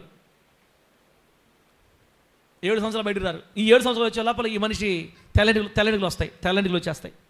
చేసిన ఒక్క పనికి 7 సంవత్సరాలు, వాళ్ళు 7 సంవత్సరాలు మొత్తం బయటకు వచ్చి ఇంక వీళ్ళు కలిసి కాపురం చేసేది ఇప్పుడు ఇంకా 7 సంవత్సరాలు ఆడైపోయినాయి. అసలు అది కాక జైల్లో ఉన్న వాళ్ళకి బయట మనుషులు కనపడతారా? జైల్లో ఉన్న వాళ్ళకి బయట రారు. ఇంకా జైల్లో ఉండే బాధ ఎట్లుంటుందో లోపల పోయిన వాళ్ళకి తప్ప ఇంకెవరికి అర్థం కాదు. దయచేసి జైల్లో దగ్గర మనం పోకూడదు. అట్లాంటి ప్రయత్నాలు మానుకోండి. నేను పోతా అనొద్దు మీరు. మేము అన్నామంటన్నా, ఎందుకన్నా మా తలకాయలు తింటాను, మేము అన్నామా? పాపంతో స్నేహం చేస్తే ఖచ్చితంగా తీసుకెళ్ళిపోద్ది. వీళ్ళందరినీ తీసుకెళ్ళి ఇప్పుడు జైల్లో వేశారు. వాళ్ళు ఎప్పుడు బయటకు వస్తారో. నా జీవితం హ్యాపీగా ఉంటుంది అనుకుంది, శూన్యం అయిపోయింది. పాపము మొదట చాలా తీయగా ఉంటుంది. అందుకే బైబిల్ చెప్పింది, కట్ల పాము వలె కరుస్తుంది పాపం మనల్ని. ఆ తర్వాత చూసుకోవడానికి ఏమి ఉండదు తల్లే. ఇదిగో ఈ యెరోబాము గురించి మనం చదువుకుంటే, ఈ యెరోబాము రాజు అవుతాడని అహీయా ప్రవక్త ద్వారా దేవుడు చెప్పించాడు. ఇప్పుడు ఏదో కొన్ని గుడిసే శాసనాలు చేసినట్టున్నాడు. ఇప్పుడు అదే అహీయా ప్రవక్త వచ్చి నీ రాజ్యాన్ని నీ చేతిలోంచి పెరికేస్తున్నాడు దేవుడు అని చెప్పాడు. నీ రాజ్యాన్ని నీ చేతిలోంచి పెరికేసి నీ పొరుగువాడికి ఇచ్చేస్తున్నాడు. ఇదిగో బిడ్డలారా, అక్కడ ఏం చదివాం మనము? దేవుడు కొన్ని శాపాలు చెప్పాడు అక్కడ. ఏంది? యెరోబామా, నీ వంశంలో ఒక్క మగవాడు కూడా లేకుండా చేస్తా. చెప్పండి, దేవుడు ఏమంటున్నాడు? యెరోబామా, నీ వంశంలో ఒక్క మగపిల్లవాడు కూడా లేకుండా నేను చేస్తా. ఎలా చేస్తావు ప్రభువా? ఊర్లో ఉండేవాళ్ళు చచ్చిపోతే సమాధికి రారు, కుక్కలు తింటాయి వాళ్ళని. మరి ఎట్లా తింటాయి? ఊర్లో చచ్చిపోయిన వాళ్ళని తీసుకెళ్ళి అంతా సమాధి చేస్తారు కదా, ఎట్లా చేస్తాయి? దేవుడు అనుకుంటే ఊర్లోనే కులిపోతారు అంతే. దేవునికి అసాధ్యమైంది ఏముందన్నా? దేవునికి అసాధ్యమైంది ఏముంది? ఊర్లోనే కొల్ల పెడతారు దేహాలని. మరి తీసుకెళ్ళి సమాధిలో పెడితే సమాధి కుక్కలు బయటికి లాగతాయా నాకు తెలియదు, కానీ ఎవ్వరు కూడా సమాధికి రారు అని చెప్పింది వాక్యం అక్కడ. ఊర్లో చచ్చిపోయిన వాళ్ళని కుక్కలు తింటాయి, ఊరు బయట అడవులో చచ్చిపోయిన వాళ్ళని పక్షులు తింటాయి. యెరోబామా, నా ఎదుట నీవు చేసిన ఘోరమైన దుష్కార్యాలను బట్టి నీ ఇంట్లో ఒక్క మగవాడు కూడా ఉండడని దేవుడు కోపంగా, తీవ్రంగా, ఆగ్రహంతో చెప్తున్నాడు ఈ మాట. రాసి పెట్టుకోండి తల్లి, దేవుడికి ఇంత కోపం తెప్పించకూడదు మనం ఎప్పటికి కూడా.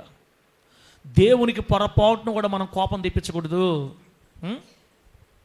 చిన్న పొరపాటు చేస్తే గుండెలు అవిసిపెట్టి ఏడవాలి దేవుడి దగ్గర. అయ్యా అయ్యా నాకు ఇష్టం లేదయ్యా, అయ్యా నా వల్ల కాలేదయ్యా, అయ్యా. అరగంట సేపు ఏడిస్తే నీకు నెమ్మది వస్తుంది నిజంగా దేవుని ఆత్మ మనలో ఉంటే. ఒక చిన్న పొరపాటు చేస్తే నీకు మనశ్శాంతి ఉండదు కదా, అప్పుడే నువ్వు దేవుళ్ళో ఉన్నామని గుర్తు. చిన్న పొరపాటు చేస్తే అరగంట ఏడిస్తే కానీ నీకు నెమ్మది రాదు, 15 నిమిషాలు గుండెలు బాదుకుంటే కానీ నీకు నెమ్మది రాదు. అప్పటికి ఎప్పుడుకో వస్తుంది నెమ్మది. ఆ భారం తొలగిపోవాలంటే దేవుడి దగ్గర కూర్చొని ఏడవాలా, ఏడిస్తేనే ఆ భారం పోద్ది. ఈరోజు ఇన్ని రోజులుగా నువ్వు దేవుడు దూరంగా ఉన్నా కూడా నీకు ఏడుపు రావట్లేదంటే, అమ్మా, బిడ్డ, చెల్లా, తమ్ముడా, అన్నా, రాయైపోయావు నువ్వు, జాగ్రత్త, రాయైపోయావు. యెరోబాముతో దేవుడు చెప్తున్నాడు, ఒక్కడిని కూడా ఉండకుండా మొత్తం నిర్మూలన చేస్తా. కానీ యెరోబాము భార్య, అబ్బాయి గారు, మీ ఆయన కొడుకు బాగుపడతాడా లేదా?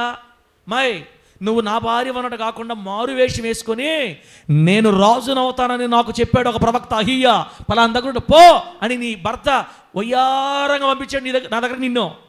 నీవేమో మారు వేషం వేసుకొని వచ్చావు. అమ్మాయి, నువ్వు యెరోబాము భార్య కానట్టుగా మారు వేషం వేసుకొచ్చావు. నువ్వు యెరోబాము భార్యవని నాకు దేవుడు ముందే చెప్పాడు. దేవుడికి స్తోత్రం కలుగును గాక. ఇదిగో నీ బిడ్డ గురించి చెప్తున్నా. మీ ఆయన చేసిన పాపాన్ని బట్టి నీ బిడ్డ కూడా బ్రతకడు. మీ ఆయన చేసిన పాపాన్ని బట్టి నీ బిడ్డ కూడా బ్రతకడు. నువ్వు తిరిగి వెళ్ళి నీ ఊరిలో అడుగు పెట్టగానే నీ బిడ్డ చచ్చిపోతాడు. చెప్పుపోయా మాట. కానీ ఇప్పుడు చచ్చిపోతున్నాడే కొడుకు, వాడు దేవుని ఎదుట నమ్మకంగా బతికాడంట. అబ్బా అబ్బా, ఏంది ఇది అన్న? అంత దుష్టుడి కడుపులో పుట్టిన ఈ బిడ్డ అబియా దేవుని దృష్టి యథార్థంగా బతికాడంట. యెహోవా ఇతనిలో మాత్రమే యథార్థమైన దాన్ని కనుగొన్నాడు, ఈ అబియాలో మాత్రమే మంచిని కనుగొన్నాడు. కాబట్టి యెరోబాము వంశంలో ఈ ఒక్కడే సమాధికి వస్తాడు. యెరోబాము పిల్లల్లో ఈ ఒక్కడే సమాధికి వస్తాడు.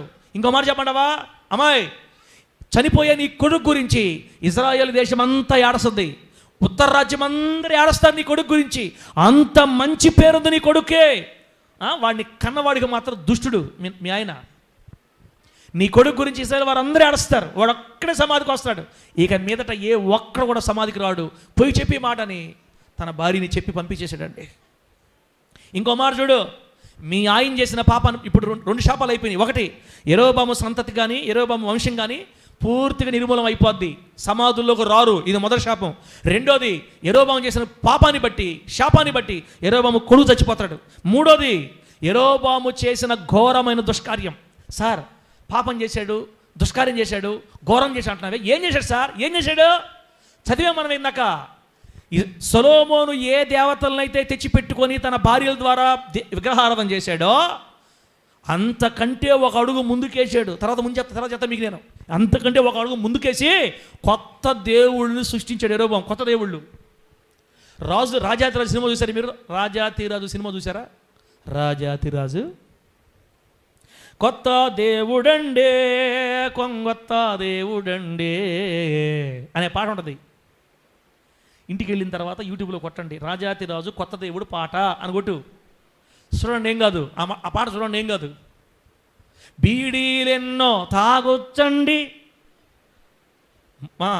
సీసాలెన్నో తాగొచ్చండి, అప్పులు అసలుకి ఎసరే పెట్టొచ్చండి. ఇట్లా ఉంటాయి ఆ పాటలు. ఆ మాట అంటే అప్పు తీసుకున్నాడు కదా, వడ్డీ కాదు, అసలుకి ఎసరి పెట్టి ఇట్లా మాటలు చెప్పేవాడు కొత్త దేవుడు అంట. బీడీలెన్నో తాగొచ్చండి, సీసాలెన్నో తాగొచ్చండి, అసలుకి ఎసరే పెట్టొచ్చండి, నెత్తి నెట్టుకొని ఊరేగండి, బాబు రండి గురువా శిశువా కొత్త దేవుడండే. చాలా బాగా మంచి పాట. కొత్త దేవుళ్ళు సృష్టించుకున్నాడు యెరొబెయాము. రెండు దూడల్ని చేశాడు.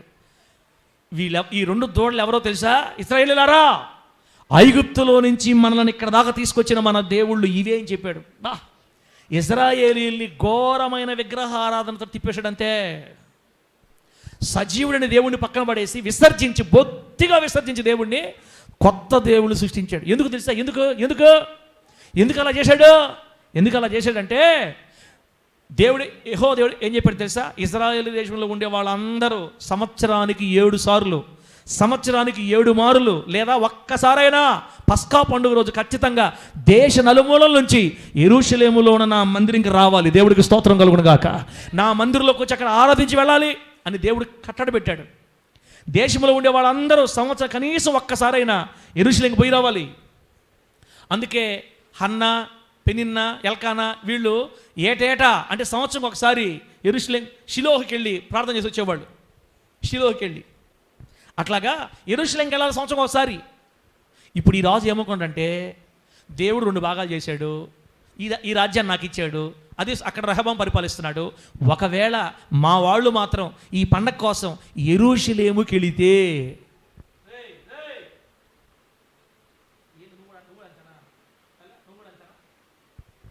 యెరూషలేంకి వెళితే ఆ రాజుతోటి ఆ మనుషులతో కలిసిపోయి వాళ్ళు అక్కడ ప్లాన్ చేసి ఒకరొకరు కలిసిపోయి రెహబాముతో కలిసిపోయి ఇక్కడికి వచ్చి నన్ను 2 పోట్లు పొడిచి నన్ను చంపేసి మన రాజ్యవత తీసుకెళ్ళి రెహబాముకి అప్పగిచ్చేస్తారు.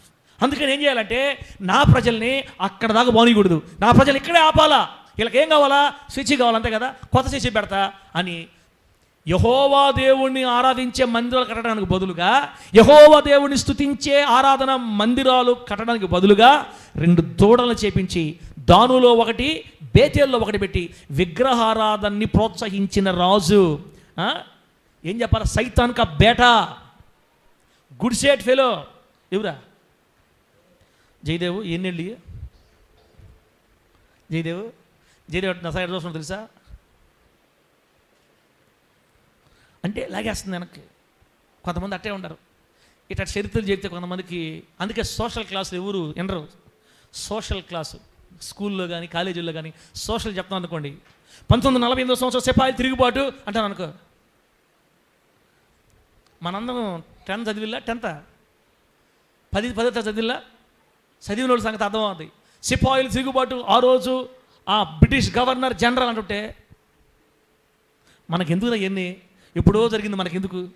వీళ్ళకి పని కాకపోతే సిపాయిలు తిరుగుబాటు, ఆ ఉద్యమం, ఈ ఉద్యమం, అహింస, మనకెందుకు ఎన్ని ఈ సోషల్ అంతా? ఇప్పుడు ఏం జరిగింది, దేశంలో ఏం జరిగింది, మనకి ఇదంతా ఎందుకు? అలా అనుకున్నాం మనకక్క. బైబిల్లో నీకేం అర్థం కాదు. కనీసం అర్థం చేసుకునే ప్రయత్నం చేయండి. అందరు కాదులే, ఒక 2-3 అట్టున్నారు నీరసంగా ఉన్నారు. దేవుడు మీ నీరసాన్ని పారదోలునుగా కేసునామలో. గట్టిగా చెప్పండి హల్లెలూయా. చెప్పు గట్టిగా హల్లెలూయా. కొత్త దేవుడిని పెట్టి మందిరాలు, దేవాలయాలు కట్టి దూడలను పెట్టి ఇశ్రాయేలులందరినీ యెహోవా దేవుని తిరగనీయకుండా యెహోవా దేవుని ఆరాధించే వాళ్ళని కూడా బలవంతంగా దూడల వైపు తిప్పేశాడండి.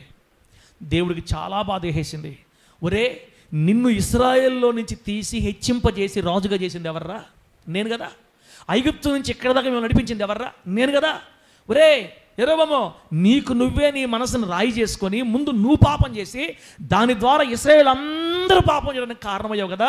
ఒరే, నిన్ను ఎలా చేయాలరా? 22 సంవత్సరాలు ఘోరమైన దుష్కార్యాలు చూసి చూసి చూసి చూసి విసిగిపోయిన దేవుడు 3వ శాపం చెప్తున్నాడు. ఇక మీదట ఈ దేశాన్ని నేను ఇక్కడ ఉండనివ్వను, వీళ్ళందరినీ తీసుకెళ్ళి యూఫ్రటీస్ నది అవతల తరిమేస్తా, చెదరగొట్టేస్తా వీళ్ళందరినీ, అష్షూరు రాజ్యాన్ని తరిమేస్తా వీళ్ళందరినీ కోపంతో, ఆవేశంతో, భయంకరమైన బాధతో యెహోవా దేవుడు 3వ శాపాన్ని చెప్పాడు అక్కడ. బిడ్డలారా, 4వది యెరొబెయాముని దేవుడే కొట్టి చంపాడంతే. 4 శాపాలు యెరొబెయాము యొక్క శాపాలను రాసుకోండి. 1, యెరొబెయాము సంతతి వంశము నిర్మూలన చేసేస్తాడు, అలాగే ఎవరు కూడా సమాధుల్లోకి రారు. 2వది, తన కుమారుడు అబీయా చనిపోయాడు. మూడోది, యెరొబాము పాపాన్ని బట్టి ఇశ్రాయేలీయులు చెరకు సిద్ధమైపోయారు, చెరకు పోవడం రెడీ అయిపోయారు. బిడ్డలారా, నాలుగోది, యెరొబాముని దేవుడే మొత్తి చంపాడు. ఇంత భయంకరమైన కార్యాలు చేశాడండి బిడ్డలారా. కాబట్టి యెరొబాము చేసినటువంటి ఈ భయంకరమైన కార్యాలు మనం కూడా చేయకుండా జాగ్రత్త పడుదుము గాక. గట్టిగా చెప్పండి హల్లెలూయా. యెరొబాము చేసిన ఘోరమైన దుష్కార్యాలు బిడ్డలారా మనం చేయకుండా జాగ్రత్త పడాలి. ఒక మాట చెప్తాను, 2 నిమిషాలు. యెరొబాము చేసిన అవిధేయతలు, యెరొబాము దేవుని ఎదుట ప్రవర్తించిన అవిధేయతలు ఒకటి చెప్పే మీకు, ఇంకా కొన్ని ఉన్నాయి, నేను గుర్తు చేస్తాను. జస్ట్ ఇంక చెప్పలేను, టైం అయిపోయింది మనకి. బిడ్డలారా, యెరొబాము దేవుని ఎదుట చేసిన అవిధేయతలు మా అర్థమవుతుందిలే. సోషల్ క్లాస్ లాగే ఉంది, నాకు అర్థమవుతుందా? సోషల్ క్లాస్ లాగే ఉంది. ఆ బెడ్ ఉంటే పాట పాడి చెప్పి ఉండేవాడిని.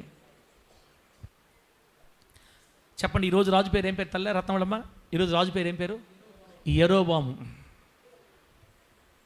చదువుతామా? అర్థమవుతున్న పేరు తల్లే? జండుబాము అని గుర్తుపెట్టుకోండి. జస్ట్ మీకు అట్టను గుర్తొస్తుంది. జండుబాము, యెరొబాము. ఈ యెరొబాము దేవుని ఎదుట చేసిన అవిధేయమైన క్రియల్లో మొదటిది అధికారకాంక్ష, రాజ్యకాంక్ష. ఇది మనకి ఎప్పటికీ ఉండకూడదు. రాసుకోండి, ఒకటో పాయింట్, అధికారకాంక్ష, ధనకాంక్ష. ఏంది? ఒకవేళ ఇశ్రాయేలీయులు యెరూషలేం మందిరంకి వెళ్ళారంటే ఇక్కడ నుంచి ఆ రాజుతో చేతులు కలిపి నన్ను చంపేస్తారు. అప్పుడు నాకు సింహాసనం పోద్ది. ఒరే వెర్రోడా, పిచ్చోడా, అసలు నీకు రాజుగా నేను అభిషేకించింది ఎవర్రా నేను అభిషేకించింది? నిన్న ఇశ్రాయేలుల దేవుడైన యెహోవా కదరా నేను అభిషేకించి రాజుగా చేసింది. అంత మాత్రం చేత ఇక్కడి నుంచి నీ ప్రజలు ఆ రాజ్యంలోకి పోతే ఆ రాజుతో ఎలా కలిసిపోతారా వెర్రోడా? ఇక్కడి ప్రజలు అక్కడ రాజుతో కలవాలంటే దేవుని ఆజ్ఞ కావాలి. ఆమేన్ చెప్పగట్టుగా. దేవుని ఆజ్ఞ లేకుండా ఇక్కడోళ్ళు అక్కడోళ్ళతో కలవమని దేవుడు చెబితే తప్ప. హోలీ జడ్జి విశ్వాసులు వేరే సభలకు వెళితే అక్కడుండే పాస్టర్ వీళ్ళని లాగేస్తాడేమో అనుకుంటావేంట్రా ఎర్రోడా? ఇశ్రాయేల్ పాస్టర్ ఎర్రోడా? నీ విశ్వాసులు అక్కడోతో కలిసిపోవాలంటే నా మాట కావాలరా. మీ విశ్వాసులు వేరే కుటుంబ ప్రార్థనలకు పోయి వేరే సంఘాల్లో ప్రార్థనలకు పోతే అక్కడోతో కలిసిపోతారేమో అని బాధపడతావేంట్రా, భయపడతావేంట్రా పిచ్చోడా? నీ బిడ్డల్ని అవతలతో కలపాలంటే అది నేను చేయాలరా. నువ్వు నా పక్షాన ఉన్నావు అనుకో, నేను నీ పక్షాన ఉన్నాను అనుకో, నీ బిడ్డలు ఎన్ని సంఘాలు తిరిగినా, ఎన్ని సభలకు పోయినా, ఎన్ని ప్రార్థనలకు పోయినా వాళ్ళ మనసు చెదరకుండా నేను కాపాడుతాను రా ఎర్రోడా. నేను రాజుగా చేసింది నేను, నీకు రాజ్యం ఇచ్చింది నేను. యెరూషలేం మందిరంకి వెళ్తారు. ఆ రాజు ఎందుకు కలుస్తారు? అంత ధనకాంక్ష, అంత రాజ్యకాంక్ష, అంత సింహాసన కాంక్ష. నేను రాజుగా ఉండాలి, నా వాళ్ళు ఎక్కడికి వెళ్ళకూడదు, పోతే నాకు సింహాసనం పోద్దనే. అక్క నువ్వు కూడా అంతే కదా, నేను కూడా అంతే, మనందరం అంతే. ఇప్పుడు నేను క్రిస్టియన్ అని చెప్తే ఎక్కడ నాకు ఈ పని తీసేస్తారేమో, నేను చర్చికి పోతున్నానని చెప్తే నన్ను ఎట్ట బయటికి తీసేస్తారేమో. బయటికి చర్చి అనే మాట అనకూడదు, నేను క్రిస్టియన్ అనే మాట అనకూడదు అని ఎవరైనా అనుకున్నారు అనుకో, ఇదిగో యెరొబాము ఫ్రెండువు నువ్వు, యెరొబాము అక్కవు నువ్వు, సెలువు నువ్వు. బైబిల్ ఏమని తెలుసా? యేసు దేవుని కుమారుడని ఎవరు ఒప్పుకుంటారో మనుషుల ముందు, మనుష్య కుమారుడిని నరుల ముందు ఎవరైతే ఒప్పుకుంటారో వారిని దేవదూతల ముందు యేసు ప్రభువు ఒప్పుకుంటాడంట. నేను యేసు క్రీస్తును అనుసరించే బిడ్డనని ఎక్కడైనా నువ్వు ధైర్యంగా చెప్పాలా. దేవునికి స్తోత్రం కలుగును గాక. ఈ పని పోతే ఇంకో పని వస్తుంది, ఈ ఉద్యోగం పోతే ఇంకోటి వస్తుంది. క్రిస్టియన్స్ ఇక్కడ ఉండకూడదు, క్రైస్తవులకి ఇది లేదని ఎవడైనా అంటే ఆమె క్రిస్టియన్ అని చెప్పాలా. రాజ్యకాంక్ష, ఉద్యోగకాంక్ష, డబ్బుకాంక్ష అవన్నీ బయట చెప్పకూడదండి. అవన్నీ బయట చెప్తే కుదరదండి. నీకు రేపు ఉందండి, రేపు ఉంది నీకు.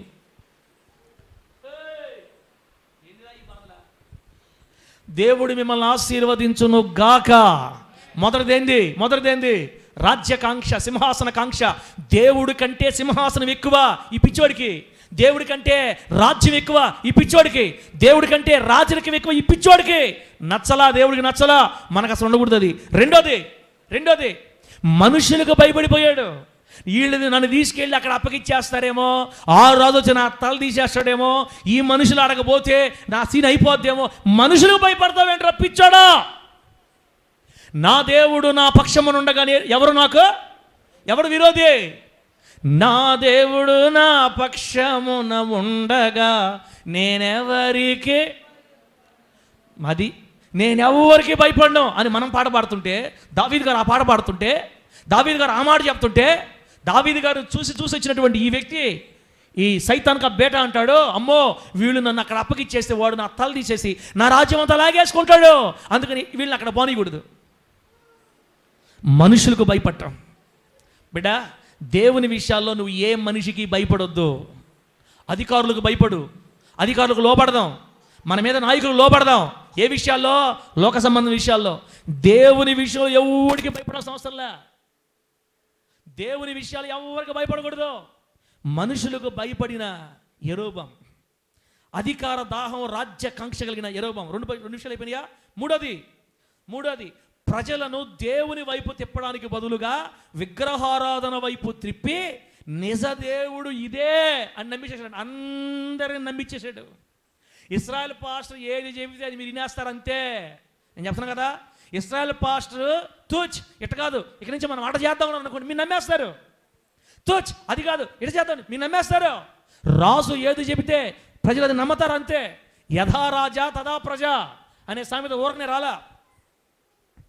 ఏమంటే సజీవుడిని దేవుణ్ణి బొత్తిగా విసర్జించి సజీవుడైన దేవుడిని ఆరాధించాల్సిన ప్రజల్ని విగ్రహాల వైపు తిప్పి, దూడల వైపు తిప్పి, ఇవే మీ దేవుళ్ళు, ఇదిగో ఫలానా నెల ఫలానా తేదీ మనం పండుగ చేసుకుందాం అని ఏమండి విగ్రహారాధన బహుగా ప్రోత్సహించి, ఇంకో మాట చెప్పంటారా, లేవీలు మాత్రమే యాజకత్వం చేయాలి దేవుని దగ్గర, లేవీలు మాత్రమే యాజకత్వం చేయాలా.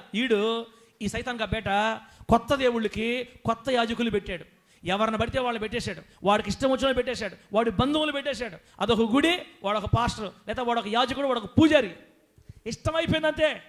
దేవుని రాజ్యంలో, దేవుని భూభాగంలో, ఇశ్రాయేలు దేశంలో, దేవుని వాగ్దాన భూమిలో విగ్రహారాధన ఏలుబడి చేస్తుంది యెరోబాము ద్వారా. 4 యెహోవా దేవుని ఆజ్ఞగా ఉన్న లేవి యాజకత్వ క్రమాన్ని విసర్జించి సామాన్యులైన వారిని విగ్రహాలకు యాజకులుగా నియమించాడు. ఇదొక పాపం యెరోబాము చేసింది. 1 అధికారకాంక్ష, రాజ్యకాంక్ష. 2 మనుషులకు భయపడటం. 3 ప్రజలను దేవుని వైపు తిప్పడానికి బదులుగా విగ్రహాల వైపు తిప్పి ఇవే దేవుళ్ళని నమ్మించాడు. 4 దేవుని ఆజ్ఞగా ఉన్న లేవి యాజకత్వాన్ని విసర్జించి సామాన్యుల్ని యాజకులుగా పెట్టించి బలుర్పిస్తున్నాడు. 5 ఈ రాజే, ఈ సైతాన్కా బేటానే ఆ దేవతా బలిపీఠముల మీదకి ఎక్కి వాగ్దాన భూమిలో దేవతలకు బలుర్పిస్తున్నాడంట. ఈ సైతాన్కా బేట, ఈ యెరోబాము మహాపాతకం అండి, మహాపాతకం. వాగ్దాన భూమిలో విగ్రహ బలులు జరుగుతున్నాయి. 6 జీవము గల దేవుని సన్నిధిగా పిలువబడుతున్న వాగ్దాన భూమిలో దేవతలకు పండగలు నిర్ణయించాడు. 8వ నెల 15వ తేదీ యోధారాజ్యం అనగా ఇశ్రాయేలీలేమో, దావీదు సంతానమేమో 7వ నెల 14వ తేదీ పస్కా పండుగ చేస్తారు. ఇతనేమో 8వ నెల 15వ తేదీ పెట్టి పండుగ చేస్తున్నాడు. డూప్లికేట్ పండుగ, విగ్రహాలకు పండుగ. వాగ్దాన భూమిలో విగ్రహాలు పూజించబడుతున్నాయి, ఆరాధించబడుతున్నాయి, పండుగలు జరుగుతున్నాయి. అది దేవుని రాజ్యం, అది దేవుని స్వాస్థ్యం. అబ్రహాముకు ప్రమాణం చేసిన వాగ్దాన భూమి. ఆ భూమికి దేవుడు యెహోవా దేవుడే అక్కడ ఆరాధించబడాలి. అది యెహోవా దేవుని భూమి. అయినా ఇతను చేసిన పనికి ఇశ్రాయేలీయులందరూ, ఉత్తర రాజ్యంలో ఉన్న ఇశ్రాయేల్ రాజ్యంలో ఉన్న ప్రజలందరూ ఈ 2 బొమ్మల్ని దేవుళ్ళుగా పూజిస్తున్నారు, పండుగలు చేసుకుంటున్నారు, బలులు ఇస్తున్నారు. బిడ్డరా, ఎక్కడైతే విగ్రహారాధన ఉంటుందో అక్కడ భయంకరమైన పాపం, వ్యభిచారం విస్తరిస్తుంది, సాతానులు తాండవం ఆడుతుంటాయి. అటువంటి పరిస్థితుల్లో దేవుని కోపం బహుగా దిగొచ్చింది. దేవుడు తట్టుకోలేకపోయాడు. బిడ్డ, ప్రార్థన చేసుకుందాం. ఇంకా లాస్ట్ మాట, చివరి మాట. ఈ యెరోబాములాగా మనం ఎప్పటికీ దేవుని కంటే దేన్ని ఎక్కువగా ఎంచుకోకూడదు. అది ఉద్యోగమైన, వ్యాపారమైన, డబ్బైనా, ఏదైనా. అధికారకాంక్ష, రాజ్యకాంక్ష, ధనదాహం, ధనపిచ్చి, అధికార పిచ్చి ఉండకూడదు మనకు దేవుడి కంటే. ఎప్పటికీ దేవుని విషయంలో మనుషులకు మనం భయపడకూడదు. ఎన్నటెన్నటికి యెహోవాను మాత్రమే మనం ఆరాధించాలి. దేవునికి స్తోత్రం కలుగును గాక. ప్రజలను యెహోవా దేవుని వైపు తిప్పాలి, కానీ లోకం వైపు, డబ్బు వైపు, వాళ్ళ వైపు, వీళ్ళ వైపు మనం తిప్పకూడదు. దేవుడు అన్ని చూస్తున్నాడు. 4 దేవుడు నిర్ణయించిన సేవకుల దగ్గరే మనం ఉండాలి. దేవుడు పిలిచిన సేవకులతోనే మనం నడవాలా. సొంతగా దేవుని పిలుపు లేకుండా డబ్బు ఉందని సేవ చేసే పాస్టర్లతో నడిస్తే తర్వాత ఇబ్బందులు వస్తాయి. యెహోవా దేవుని ఆజ్ఞ లేవి క్రమంలో ఉన్న వాళ్ళే సేవకులుగా ఉండాలి, వాళ్ళ దగ్గర మనం ఉండాలి. ఎట్టి పరిస్థితుల్లో విగ్రహ సంబంధమైన మన దగ్గర రాకూడదు అండి. పిల్లలు ఎన్నోసార్లు యెరోబామును దేవుడు హెచ్చరించిన దేవుడి మాట యెరోబాము వినలేదు. 22 సంవత్సరాలు ఓర్చుకున్నాడు దేవుడు. చెప్పండి లాస్ట్ మాట, ఎన్ని సంవత్సరాలు? 22 సంవత్సరాలు ఓర్చుకున్నాడు దేవుడు. వినలా. చూసి ఓర్వలేక, పరిశుద్ధ భూమి అపవిత్రమైపోతే తట్టుకోలేక అహీయ ప్రవక్తను పంపి, ఏ ప్రవక్త చేత యెరోబాముని రాజుగా అభిషేకించాడో అదే ప్రవక్త చేత శాపాన్ని ప్రవచింపజేస్తున్నాడు. ఆ తర్వాత రోజుల్లో మనం గమనిస్తే యెరోబాము వంశం అంతా మట్టిలో కలిసిపోయారు. యెరోబాముకు ఒక్క మగపిల్లవాడు లేకుండా చేసేసాడు దేవుడు. తన కొడుకు చచ్చిపోయాడు, తాను కూడా దేవుడి చేత చంపబడ్డాడు. సరిగ్గా 209 సంవత్సరాల తర్వాత, యెరోబాము నుంచి 209 సంవత్సరాల తర్వాత దేవుడు చెప్పినట్లుగా మొత్తాన్ని పెంట ఊడ్చినట్టుగా మొత్తాన్ని ఊడ్చి అష్షూరు దేశాన్ని తరిమేశాడండి. దేశం నిర్జనమైపోయింది. అక్క, ఈరోజు దేవుడు నీతో మాట్లాడుతున్నాడు, నాతో మాట్లాడుతున్నాడు. బిడ్డ విను, తమ్ముడు విను. ఇన్ని సంవత్సరాల మందిరికి వస్తున్నా ఇంకా దేవునికి వ్యతిరేకమైన కార్యాలు చేస్తూ ఉన్నట్లయితే, యెరోబాముని 22 సంవత్సరాలు ఓర్చుకున్నాడు దేవుడు. తమ్ముడా, నీ సంగతి ఏంది, నా సంగతి ఏంది? ఒకవేళ దేవుని కానీ కోపాన్ని పుట్టించావా, తట్టుకోవటం కష్టం తమ్ముడు, తట్టుకోవటం కష్టం. ఆల్రెడీ మన పాప మనల్ని పట్టుకుంటుంది. భూమి మీద ఎవడు చేసిన క్రియలు అనుభవించి తీరాల్సిందే. ఆ రోజు హాస్పిటల్లో పడి ఏడిస్తే కుదరదు. ఆ రోజు రోగ వ్యాధులు మరి శరీరాలు అనారోగ్యం తెచ్చుకొని ఏడిస్తే కుదరదు. దేవుడు ప్రేమ కలిగి యెరోబామును మన కళ్ళ ముందు పెట్టి బుద్ధి తెచ్చుకొని జాగ్రత్త పడమని మనందరినీ ప్రేమతో హెచ్చరిస్తున్నాడు. దేవునికి స్తోత్రం కలుగునుగాక. యెరోబాము చేసినట్టు చెయ్యొద్దు, యెరోబాము ప్రవర్తించినట్టు ప్రవర్తించొద్దు. 22 సంవత్సరాలు విసిగిపోయాడు దేవుడు అతని ద్వారా. అక్క, విసిగిస్తున్నావా దేవుడిని? అబద్ధాలు చెప్తున్నావా దేవుడికి? ప్రమాణాలు చేసి తప్పిపోతున్నావా? ఇంట్రెస్ట్ లేదు కదా నీకు దేవుడి మీద? చెల్ల ఇంట్రెస్ట్ లేదు కదా నీకు? దేవుడు అంటే ఈ మధ్య నీకు నచ్చట్లా, ప్రార్థన అంటే అసలు నీకు పడట్లా, వాక్యం అంటే నీకు అసలు పడట్లా. బిడ్డ, నీకు నష్టం అమ్మా, అది నీకే నష్టం. వంశాలు దెబ్బతినిపోతాయి. రేపు నీ కూతురు మందిరం నువ్వు చూడలేవు, నీ కొడుకును మందిరం నువ్వు చూడలేవు. నీ కన్నీటి ప్రార్థన, నీ ఏడుపు, నీ భక్తి నీ బిడ్డలు చూడాలి, నా బిడ్డలు చూడాలి. జాగ్రత్త పడకపోతే మహాప్రమాదం ఉంది. యెరోబాములో నుండి కొన్ని విషయాలు నేర్చుకున్నాం. ఎట్టి పరిస్థితుల్లో కూడా యెరోబాములాగా మనం ప్రవర్తించకుండా దేవుని కొరకు యథార్థంగా జీవించుదుముగాక. చెప్పండి గట్టిగా హల్లెలూయా. లాస్ట్ అండ్ ఫైనల్, ఒకవేళ ఇంతవరకు మనం అలా ఉన్నట్లయితే, యెరోబాములా ఉన్నట్లయితే ఇబ్బంది లేదు. ఇప్పుడే మారాలి, ఇప్పుడే తీర్మానం చేసుకోవాలి. తండ్రి, నీకోసం నేను నమ్మకంగా నిలబడాలని ఉంది. నా చేయి పట్టుకో, నాకు సహాయం చేయి. నాకు సహాయం చేయి. నీకోసం నిలబడాలా. నేను నిన్ను అసలు ఏడిపించకూడదయ్యా, నిన్ను సంతోషపెట్టాలి తండ్రి. యెరోబాములో నన్ను ఉండనీయద్దు నాయన, యెరోబాములో నన్ను బ్రతకనీయద్దు నాయన. నేను నీకోసం నమ్మకంగా జీవించాలి తండ్రి అని ఒక మంచి తీర్మానం చేసుకొని మందులు సాగిపోదాం. దేవుడి మాటలు మనకు ఆశీర్వాదకరంగా మార్చి వర్ధిలో చేయునుగాక. ఇప్పుడే తీర్మానం చేసుకుంటే యేసే తన రక్తంతో నిన్ను కడుగుతాడు, పవిత్రపరుస్తాడు. ఎంత ఘోర పాపమైనా నా దేవుడు నిన్ను కడిగి పవిత్రపరుస్తాడు. ఈ ఉదయకాలమందు అక్కడ 22 సంవత్సరాలు వేచి ఉన్నాడు. ఈరోజు నీ కోసం ఎదురు చూస్తున్నాడు దేవుడు. మంచి మాట ఇచ్చి తీర్మానం చేసి వెళ్తావా, లేకపోతే దేవుని ఇలాగే బాధ పెట్టి వెళ్ళిపోతావా? నీ ఇష్టం తల్లే. కళ్ళు మూసుకో, ప్రార్థన చేసుకుందాం. దేవుడి మాటలు మనకు ఆశీర్వాదకరంగా మార్చేయి, వర్ధిలో చేయునుగాక.